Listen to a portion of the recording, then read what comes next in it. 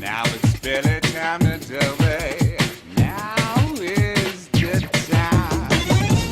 All right. Okay.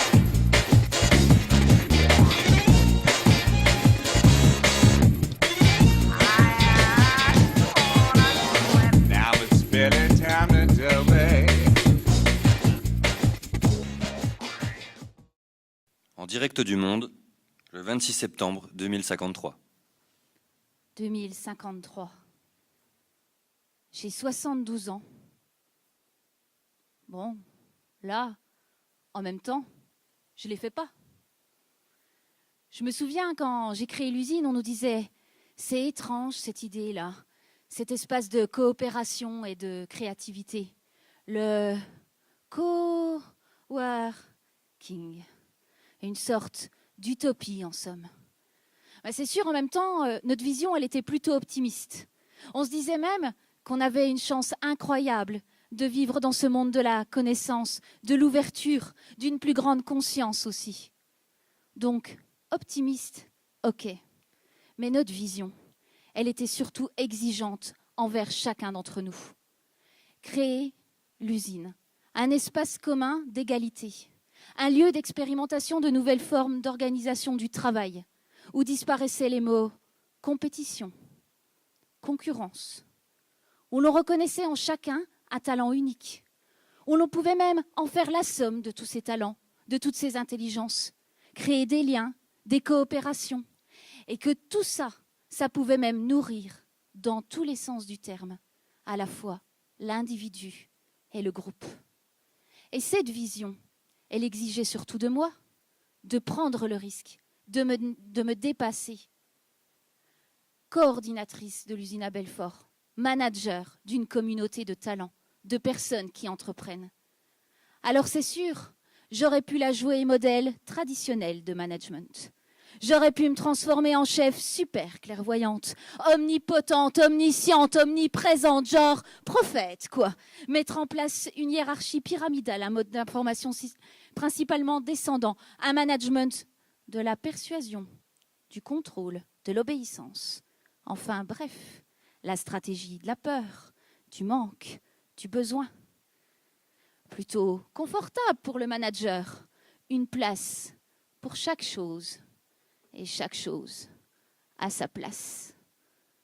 Sauf que ça, ce n'est ni vraiment réaliste ni réellement souhaitable, parce que ça ne laisse aucune place à la singularité. Moi, j'ai décidé de privilégier le mode explorateur au mode prophète.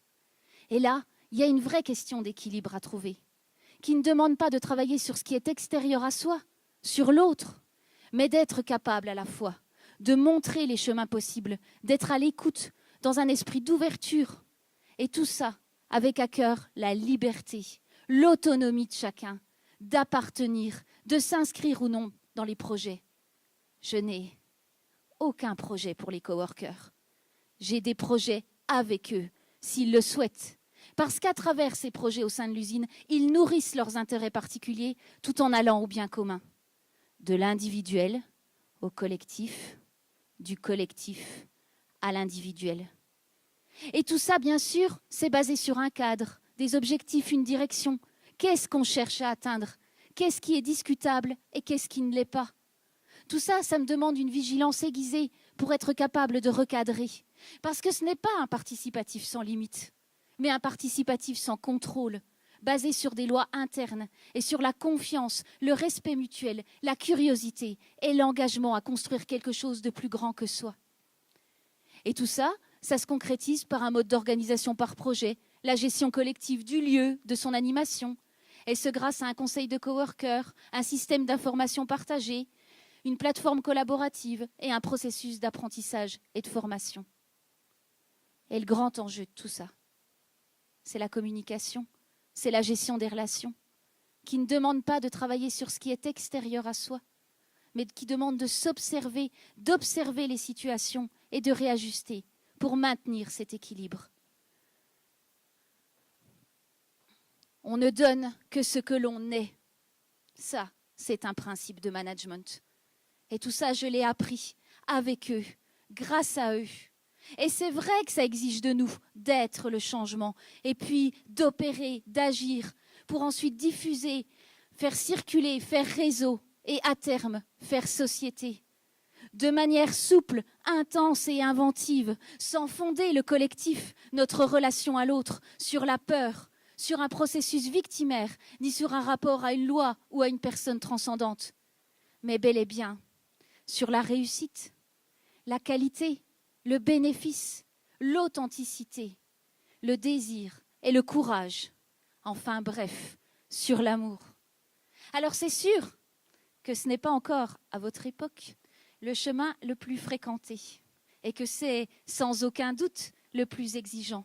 Mais c'est maintenant, en 2013, qu'il faut agir, qu'il faut être à la hauteur de son rêve. Parce que moi, je peux vous dire une chose, c'est que là, en 2053, ça peut faire toute la différence.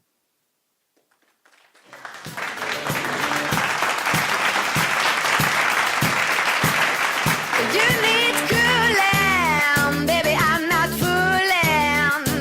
I'm gonna send you back to schooling, way down inside. Je voulais remercier tous les coworkers qui ont travaillé sur l'In-Night Show, qui ont travaillé sur Rallinov, et dire que voilà, ça c'est l'intelligence collective et on vit une aventure formidable à l'usine.